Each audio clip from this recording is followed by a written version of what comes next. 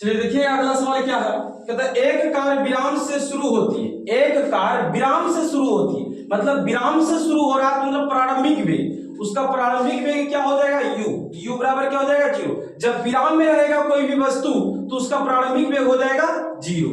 ये बात समझ में आ गया। कहता है एक कार विराम से शुरू होती है तो 30 सेकेंड में 90 किलोमीटर 30 सेकेंड में 90 किलोमीटर प्रति घंटा की चाल से प्राप्त करती है। कहता है कि 30 सेकेंड में 90 किलोमीटर प्रति घंटा की चाल प्राप्त करती है, यानी 30 सेकेंड में 30 सेकेंड के बाद 30 सेकेंड मतलब 30 सेकेंड के बाद 90 किलोमीटर प्रति घंटा की चाल प्राप्त करती है, मतलब अंतिम वेग जो वो प्राप्त कर रही है 90 किलोमीटर प्रति घंटा, मतलब मेरा v का मान हो गया 90 किलोमीटर प्रति घंटा।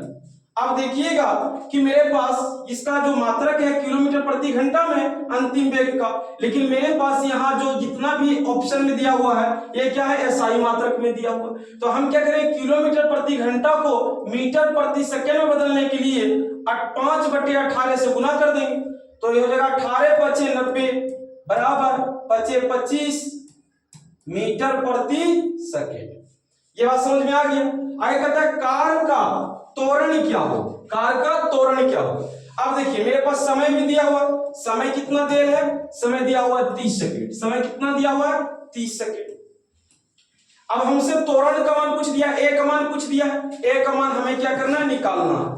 अब ध्यान दें ए का मान निकालना है, तो हम क्या करेंगे हमको v मालूम है, u मालूम है, t मालूम है, हमको a का मान निकालना है। तो v बराबर फॉर्मूला होता है u प्लस at।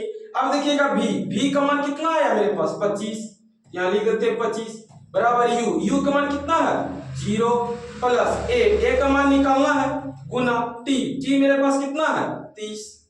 अब देखिए ये 0 है बराबर किस पर आएगा तो 25 ही रहेगा, a का मान निकालना a बराबर तो 25 यहाँ पर है और 30 मेरा गुना में बराबर किस पर आ जाएगा भाग में हो जाएगा। अब देखिए ए मेरा क्या है त्वरण का एसआई मात्रक होता है मीटर प्रति सेकेंड स्क्वायर।